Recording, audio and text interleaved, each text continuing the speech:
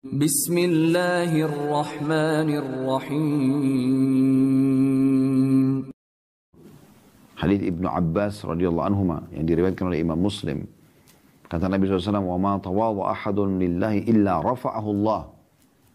Dan tidak ada seseorang yang merendah karena Allah kecuali Allah pasti akan tinggikan derajatnya. Semoga Allah jadikan kita termasuk orang seperti ini. Jadi ketampanannya, kecantikannya, kepintarannya, hartanya, jabatannya tidak membuat dia sombong kepada orang-orang. Justru dia jadi baik, tetap dia ramah, tetap dia tegur sapa, tetap dia silaturahim dengan keluarganya, tetap segala macam. Maka Allah akan meninggikan derajat-derajat orang seperti ini. Dan ini sifat yang sangat mulia gitu. Imam Nawawi berkata tentang hadits ini, tidak ada orang yang merendah atau tawadhu karena Allah kecuali Allah akan tinggikan. Kata beliau, hadits ini mempunyai dua makna. Yang pertama, Allah subhanahu wa ta'ala akan meninggikan derajatnya di dunia dan mengokohkan sifat tawadhu'nya dalam hati hingga Allah subhanahu wa ta'ala mengangkat derajatnya di mata manusia. Saya ulangi ya. Jadi beliau mengatakan hadits ini memiliki dua makna. Makna yang pertama dari hadits Nabi SAW tadi, tidak ada seseorang yang merendah karena Allah atau tawadhu karena Allah kecuali Allah akan tinggikan derajatnya. Kata beliau, makna yang pertama adalah Allah subhanahu wa ta'ala akan meninggikan derajatnya di dunia. Dan mengokohkan sifat tawadhu'nya dalam hati hingga Allah subhanahu wa ta'ala mengangkat derajatnya di mata manusia. Yang kedua, pahala di akhirat. Di dunia akan diberikan kedudukan, di akhirat juga akan diberikan balasan. Yakni Allah azza wa jalla akan mengangkat derajatnya di akhirat disebabkan tawadhu'nya di dunia tadi. Oleh karena itu Ibnu Hajj rahimahullah mengatakan, siapa yang inginkan ketinggian, maka harusnya dia bertawadhu. Maksudnya tinggi itu kedudukan yang tinggi di dunia dan juga di akhirat. Di dunia dan juga di akhirat.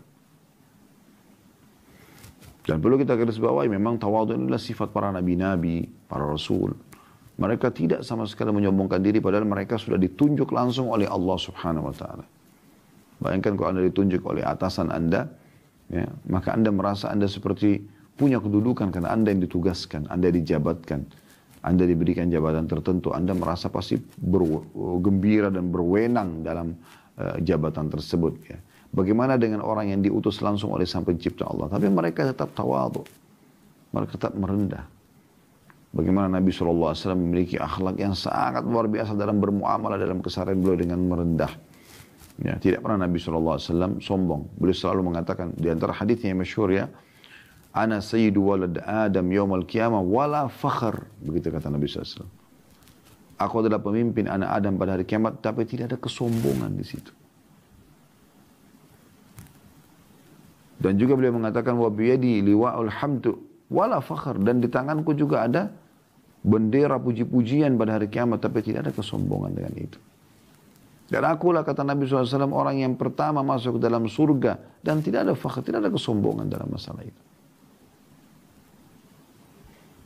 Sampai Nabi SAW saking merendahnya, terutama kepada Sang Pencipta Allah. Beliau sholat, teman-teman sekalian, sampai kakinya pecah-pecah. Dan ditanya oleh Aisyah, istrinya sendiri heran dengan itu. Beliau mengatakan, "Ya Rasulullah, apakah anda mengerjakan ini sementara telah diampuni dosa anda yang lalu dan yang akan datang?" Itu jelas-jelas. Gitu. Artinya tanpa susah payah seperti ini pun Allah sudah maafkan dosa anda yang lalu dan akan datang. Belum dikerjakan sudah dimaafkan. Maka apa jawaban Nabi SAW? Ini bentuk tawadhu beliau. "Afala akunu abdan syakura." Apakah aku tidak bisa menjadi seorang hamba yang bersyukur? Ya, luar biasa gitu. Ya. Juga ya, tawadhu ini memang perintah dalam agama.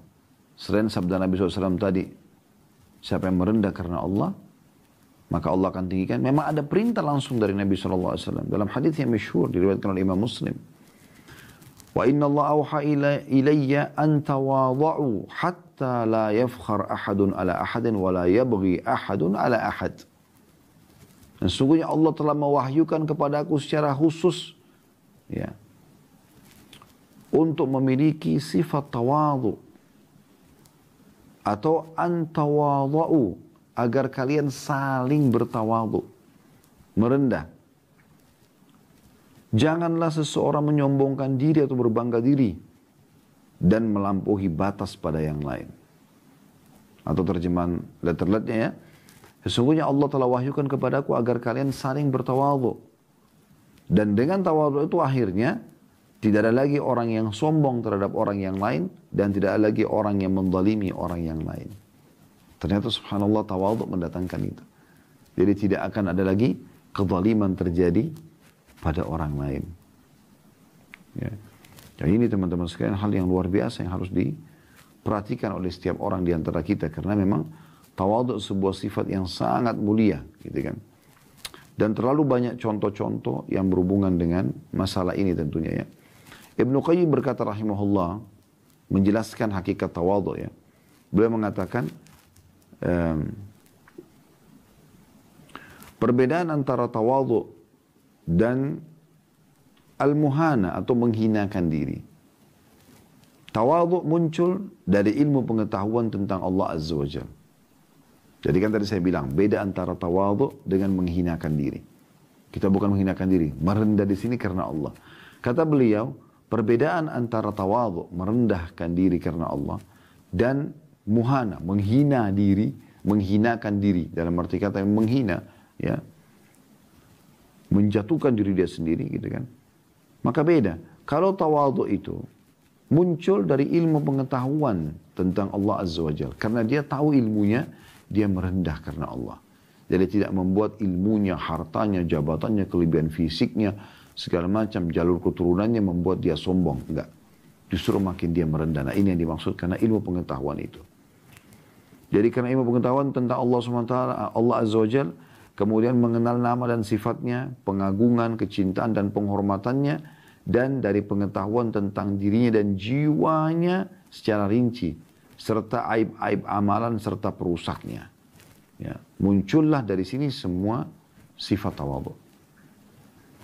Jadi selain ilmunya kepada Allah Subhanahu wa taala, juga rasa cintanya, memuliakan Allah Subhanahu wa taala, juga dia mengetahui tentang ya, secara rinci aib-aib amalan, maksudnya perbuatan-perbuatan buruk gitu ya. Sehingga akhirnya dia merendah karena Allah Subhanahu wa taala. Nah ini namanya tawadhu gitu. Sehingga tidak memandang dirinya memiliki kelebihan atas seseorang pun dan tidak memandang ia memiliki hak atas orang lain. Bahkan memandang kelebihan orang-orang atas dirinya dan hak-hak mereka lebih besar atas dirinya sendiri. Ini adalah sifat yang hanya Allah Azza wa Jalla berikan kepada orang yang dicintai saja dan dimuliakan. Ya. Jadi luar biasa gitu. Beda dengan menghinakan, bukan berdasarkan ilmu. Justru karena dia minder aja. Beda sekali. Jadi tawadhu itu luar biasa. Manfaatnya sangat besar sekali. Dan tawadhu itu juga memiliki 3 ciri. Yang pertama, ia dilakukan oleh orang yang memiliki kemampuan, kekuatan, serta peluang untuk berlaku sombong. Tapi tidak bersikap sombong karena mengharap keridhaan Allah. Nah ini cirinya. Perbedaan dasar juga antara tawadhu dengan menghinakan diri. Ya. Jadi memang dia, ciri yang pertama adalah bagaimana ia melakukan, ya, atau ia dilakukan oleh orang-orang yang memiliki kemampuan, kekuatan, serta peluang untuk berlaku sombong. Tapi dia tidak berlaku sombong karena mengharap pahala di sisi Allah.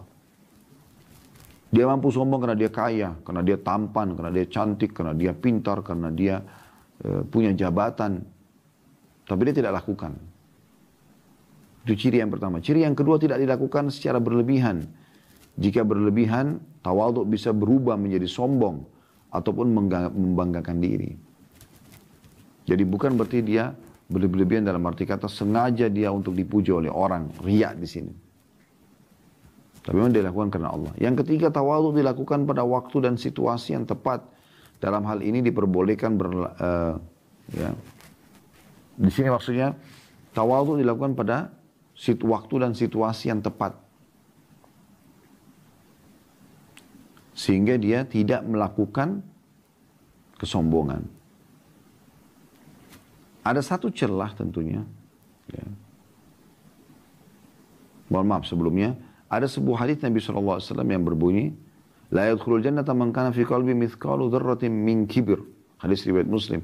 Tidak akan masuk surga orang yang dalam hatinya ada seperti biji sawi dari kesombongan. Biji sawi dari kesombongan. Jadi sedikit sombong saja sudah tidak bisa masuk surga kecuali dia taubat. Sebagaimana nanti kita akan jelaskan di ayat-ayat setelahnya tentang masalah. Dan tadi sudah kita bacakan ya. Kecuali orang yang taubat, beriman dan beramal saleh, maka dia memperbaiki keadaan itu berbeda. Sebelum meninggal tentunya. Ya. Maka akan dimaafkan oleh Allah subhanahu wa ta'ala. Tapi ada orang subhanallah, ya, dia justru sombong. Dengan jabatan yang dia miliki segala macam, maka ini tidak akan mendatangkan sifat tawadhu. Tidak akan bisa mendatangkan sifat tawadhu. Dan banyak sekali contoh-contoh dalam masalah tawadhu ini, seperti misalnya seorang ya, suami bertawadhu karena Allah subhanahu wa ta'ala pada istrinya, walaupun sebenarnya dia badannya kekar, punya power, ya, punya harta, punya kejabatan, punya ketampanan, punya kelebihan fisik. Tapi dia bertawadhu. Dalam arti kata, tidak perlu dia tunjukkan semua kebesarannya depan istrinya. Dia seorang suami dan penaung, ya, untuk istri. Begitu juga dengan seorang istri, walaupun dia kaya, walaupun dia cantik, tapi dia sudah berstatus istri, maka dia bertawadhu karena Allah subhanahu wa ta'ala. Tetap dia muliakan suaminya, walaupun mungkin suaminya memiliki kekurangan-kekurangan misalnya. Itu juga dengan orang tua pada anaknya, bukan berarti karena dia orang tua lalu dia otoriter, enggak. Atau ya, anak pada orang tua, walaupun dia misalnya berpendidikan tinggi, orang tuanya tidak berpendidikan tinggi, tetap dia tidak merendahkan orang tuanya. Sahabat pada sahabatnya, atasan pada bawahannya dan seterusnya. Dan sudah kita jelaskan tadi perbedaan dasar antara menghinakan diri dengan tawadhu. Jelas kalau tawadhu berdasarkan ilmu karena takut kepada Allah Subhanahu wa taala, dan dia punya power untuk melakukan kesombongan tapi dia tidak lakukan. Karena berharap pahala di sisi Allah Subhanahu wa taala, bukan karena tidak sempat melakukannya ya. Karena ada orang misalnya dia kena buru-buru, dia nggak sempat marahin seseorang yang dia anggap salah, misalnya tukang parkir. Walau dia jengkel dengan ajaran, kalau tadi saya ketemu saya pasti akan marah. Nah ini beda.